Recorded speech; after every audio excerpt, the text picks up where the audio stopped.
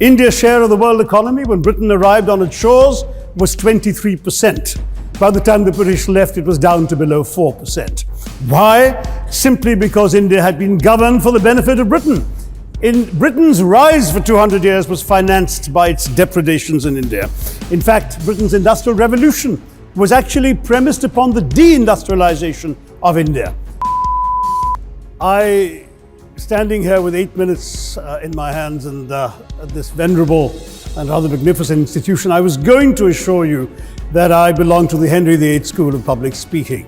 That, as Henry VIII said to his wives, I shall not keep you long. But now finding myself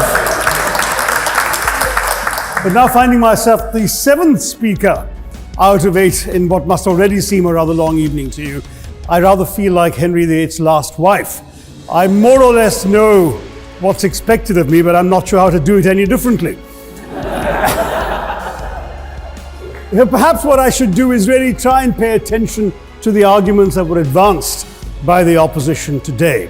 We had, for example, Sir Richard Ottaway challenging the very idea that it could be argued that the economic situation of the colonies was actually worsened by the experience of British colonialism. Well, I stand to offer you the Indian example, Sir Richard. India's share of the world economy when Britain arrived on its shores was 23%. By the time the British left, it was down to below 4%. Why? Simply because India had been governed for the benefit of Britain.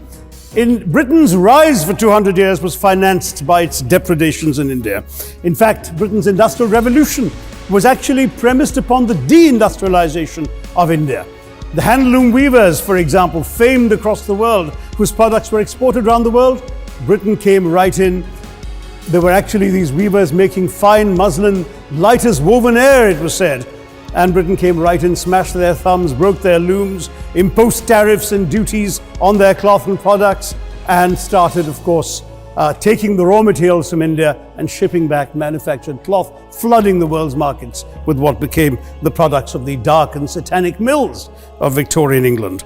That meant that the weavers in India became beggars, and India went from being a world-famous exporter of finished cloth into an importer, went from having 27% of world trade to less than 2%. Meanwhile, colonialists like Robert Clive bought their rotten boroughs in England on the proceeds of their loot in India, while taking the Hindi word loot into their dictionaries as well as their habits.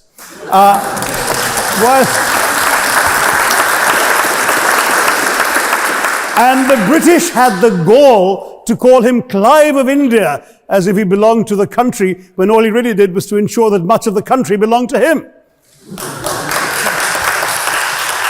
By the end of the 19th century, the fact is that India was already Britain's biggest cash cow, the world's biggest purchaser of British goods and exports, and the source of highly paid employment for British civil servants. We literally paid for our own oppression. And as has been pointed out, the wealthy Victorian British families that made their money out of the slave economy, 1/5 of the elites of the wealthy class in Britain in the 19th century owed their money to transporting 3 million Africans across the waters.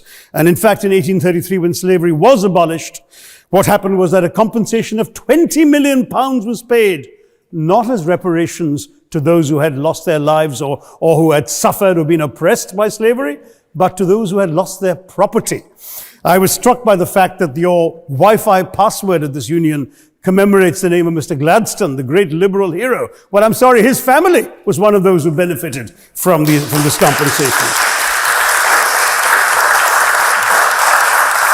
Staying with India, between 15 and 29 million Indians died of starvation in British-induced famines. The most famous example, of course, was the Great Bengal Famine during the Second World War, when 4 million people died because Winston Churchill, deliberately as a matter of written minuted policy, proceeded to divert essential supplies from civilians in Bengal to sturdy Tommies and Europeans as reserve stockpiles. He said that the starvation of anyway underfed Bengalis mattered much less than that of sturdy Greeks. This is Churchill's actual quote. And when conscience-stricken British officials wrote to him, pointing out that people were dying because of this decision, he peevishly wrote in the margins of the file, "Why hasn't Gandhi died yet?" So all notions that the British were trying to do their colonial enterprise out of enlightened despotism to try and bring the benefits of colonialism and civilization to the benighted heathen. I'm sorry, Churchill's conduct in 43 is simply one example of many that gave a lie to this myth. As others have said on the proposition, violence and racism were the reality of the colonial experience. And no wonder that the sun never set on the British Empire, because even God couldn't trust the English in the dark. Let me take World War I as a very concrete example, since the first speaker, Mr. Lee, suggested these things couldn't be quantified. Well, let me quantify World War I for you. Again, I'm sorry, from an Indian perspective, others have spoken of other countries. 1/6 of all the British forces that fought in the war were Indian. 54,000 Indians actually lost their lives in that war. 65,000 were wounded. Another 4,000 remained missing or in prison. Indian taxpayers had to cough up £100 million in that time's money. India supplied 70 million rounds of ammunition, 600,000 rifles and machine guns, 42 million garments were stitched and sent out of India, and 1.3 million Indian personnel served in this war. I know all this because, of course, the commemoration of the centenary has just taken place. But not just that, India had to supply 173,000 animals, 370 million tons of supplies, and in the end, the total value of everything that was taken out of India, India, by the way, suffering from recession at that time and poverty and hunger, was, in today's money, £8 billion. You want quantification? It's available. Second World War, it was even worse, 2.5 million Indians in uniform. I won't belabor the point, but of Britain's total war debt of £3 billion, in 1945 money, 1.25 billion was owed to India and never actually paid. Somebody mentioned Scotland. Well, the fact is that colonialism actually cemented your union with Scotland. You know, the Scots had actually tried to send colonies out before 1707. They'd all failed, I'm sorry to say. But then, of course, came union, and India was available, and there you had a disproportionate employment of Scots. I'm sorry, Mr. Mackenzie has to speak after me. Engaged in this colonial enterprise as soldiers, as merchants, as agents, as employees, and the earnings from India is what brought prosperity to Scotland, even pulled Scotland out of poverty. Now that India is no longer there, no wonder the bonds are loosening. Now, we've heard other arguments on this side. There's been a mention of the railways. Well, let me tell you, first of all, as my colleague, the Jamaican High Commissioner, has pointed out, railways and roads were really built to serve British interests and not those of the local people. But I might add that many countries have built railways and roads without having had to be colonized in order to do so.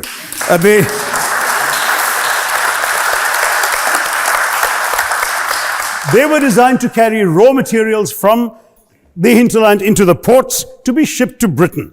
And the fact is that the Indian or Jamaican or other colonial public, their needs were incidental. Transportation, there was no attempt made to match supply to demand for mass transport, none whatsoever. Instead, in fact, the Indian railways were built with massive incentives offered by Britain to British investors, guaranteed out of Indian taxes paid by Indians, with the result that you actually had 1 mile of Indian railway costing twice what it cost to build the same mile in Canada or Australia, because there was so much money being paid in extravagant returns. Britain made all the profits, controlled the technology, supplied all the equipment, and absolutely all these benefits came as private enterprise, British private enterprise, at public risk, Indian public risk. That was the railways as an accomplishment. We're hearing about aid. I think it was again Sir Richard Ottaway who mentioned British aid to India. Well, let me just point out that British aid to India is about 0.4% of India's GDP. The government of India actually spends more on fertilizer subsidies, which might be an appropriate metaphor for that argument.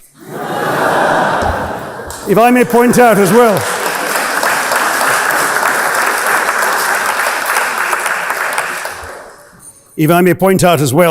that as my fellow speakers from the proposition have pointed out, there have been incidents of racial violence, of loot, of massacres, of bloodshed, of transportation, in India's case, even of one of our last Mughal emperor.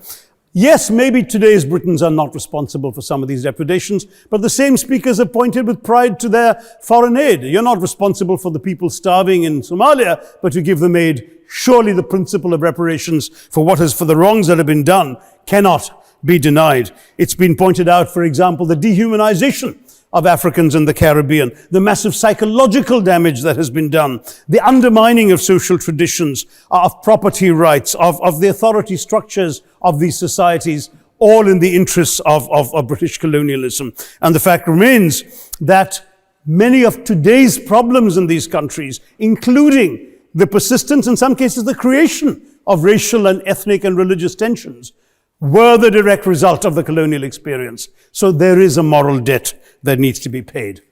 Someone challenged reparations elsewhere. Well, I'm sorry, Germany doesn't just give reparations to Israel.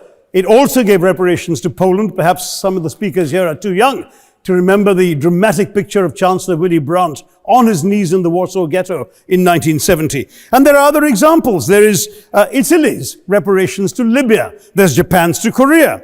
Even Britain has paid reparations to the New Zealand Maoris. So it's not as if this is something unprecedented or unheard of that's going to somehow open some sort of nasty Pandora's box. No wonder Professor Lewis reminded us that he's from Texas. There's a wonderful expression in Texas that summarizes the arguments of the opposition: all hat and no cattle. Now,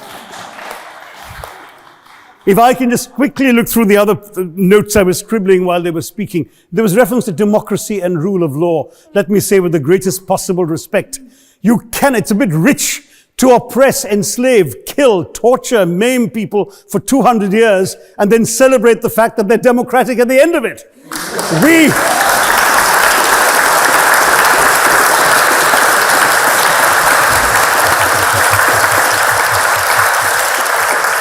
We were denied democracy, sir. We had to snatch it, seize it from you. With the greatest reluctance, it was conceded in India's case after 150 years of British rule, and that too with limited franchise. Yes, indeed, ma'am. The opposition spoke quite highly of Greek and Athenian democracy on which the West should pride itself, and spoke of liberty and equality in that same name. The Athenian democracy was only functioning because of the slave society on which it was built. That's the nature of colonisation. All right, I don't think that needs contradiction, not from me at any rate. but if I may just point out, I think the arguments made by a couple of the speakers, the first speaker, Mr. Lee in particular, conceded all the evil atrocities of colonialism, but essentially suggested that reparations won't really help. They won't help the right people. They'll be used as a propaganda tool. They'll embolden people like Mr. Mugabe. It's always nice how in the old days, I'm sorry to say that the people of the Caribbean used to frighten their children into behaving and sleeping by saying Sir Francis Drake would come after them. That was a legacy of that. Now it's Mugabe will be there. So this is the new sort of Sir Francis Drake of our times.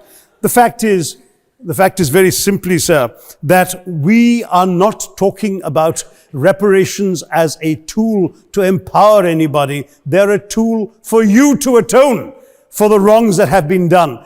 And I am quite prepared to accept the proposition that you can't put a monetary sum on the kinds of horrors people have suffered. Certainly no amount of money can expiate the loss of a loved one, as somebody pointed out there. You're not going to be able to figure out an exact amount, but the principle is what matters. The fact is that to speak blithely of sacrifices on both sides, as an analogy was used here, a burglar comes into your house, ransacks the place, stubs his toe, and you say, well, there was a sacrifice on both sides. That, I'm sorry to say, is not an acceptable argument. The truth is that we are not arguing specifically that vast sums of money need to be paid. The proposition before this House is the principle of owing reparations, not the fine points of how much is owed, to whom it should be paid. The question is there a debt? Does Britain owe reparations? As far as I'm concerned, the ability to acknowledge a wrong that has been done to simply say sorry will go a far, far, far longer way than some percentage of GDP in the form of aid. What is required, it seems to me, is accepting the principle that reparations are owed. Personally, I'd be quite happy if it was £1 a year for the next 200 years after the last 200 years of Britain and India.